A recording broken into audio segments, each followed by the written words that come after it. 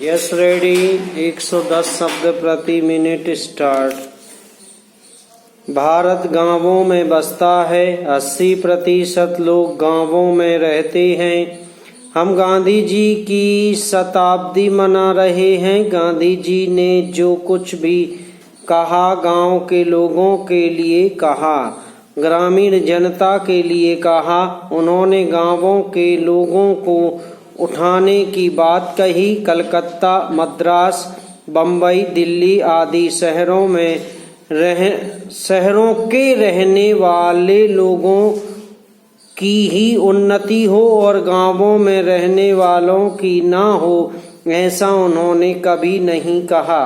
वित्त मंत्री महोदय भी गांधी जी का शिष्य अपने आप को कहते हैं और उनका रूप अपने रूप में देखते हैं और वह हैं भी। इसीलिए उनका यह कर्तव्य होना चाहिए कि गांधी जन्म शताब्दी के साल में वह सारे देश में मद्य निषेध को कार्यान्वित करें। चूंकि हमारा कृषि प्रधान देश है, इसलिए वह पशुधन को बढ़ाएं, उन्नति की व्यवस्था करें और सारे देश में गौवध को बंद कर दें।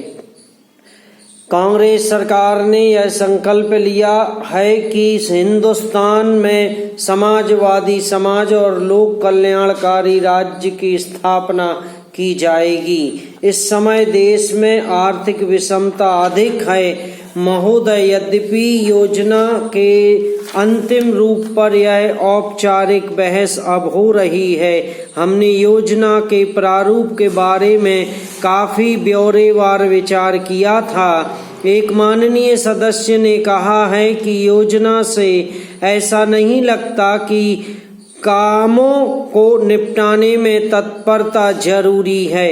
मैं समझती हूँ कि योजना के प्रारूप और उसके अंतिम रूप में यही अंतर है। अंतिम रूप में हमने तात्कालिकता पर जोर दिया है, जिसका प्रमाण यह है कि उसमें आज की प्रमुख समस्याओं की पहचान की गई है, जैसे बेरोजगारी या क्षेत्रीय असंतुलन अथवा अन्य ऐसी ही बातें। इनमें से कुछ समस्याओं के समाधान में कोई देरी नहीं होनी चाहिए और उन्हें तत्काल दृढ़ निश्चय के साथ हल किया जाना चाहिए। लेकिन कुछ परिस्थितियां ऐसी होती हैं जिनमें हमें काम करना होता है। कुछ मान्य तरीके हुआ करते हैं। इनमें से एक है लोकतंत्री प्रक्रिया। बहुत से लोग चाहते हैं कि हम कई काम एक साथ करें और इनमें से कुछ के बारे में हम सहमत भी हैं कि वे सही काम हैं। लेकिन हम लोकतंत्री प्रक्रिया के प्रति वचनबद्ध हैं। हम जनता की राय से काम करने के लिए प्रतिबद्ध हैं। हमें अधिकाधिक जनता और पार्टियों को अपने साथ लेकर आगे बढ़ना है। मैं समझती हूँ कि अगर इससे हमारी गति कुछ धीमी भी रहती है तो भी हमारी प्रक्रिया को बल मिलता है और हम जो भी काम हाथ में लेते हैं उसे बल मिलता है। पैरा दूसरा तरीका मिश्रित अर्थव्यवस्था का है, जिससे शायद कुछ लोग सहमत नहीं हैं, लेकिन जिसे हमने अपने लिए निर्धारित किया है। ऐसी अर्थव्यवस्था की अनेक त्रुटियां भी होती हैं, लेकिन हमारे देश में आज जो परिस्थिति है उसमें हमारी सरकार, हमारे पूर्ववर्तियों और आज के सहयोगियों ने यह महसूस किया कि हमें इस तरीके को अपना कर चलना चाहिए। मिश्रित अर्थव्यवस्था का अर्थ मेरी समझ से यह नहीं है कि कुछ समृद्ध परिवारों को इसका लाभ मिलता रहे।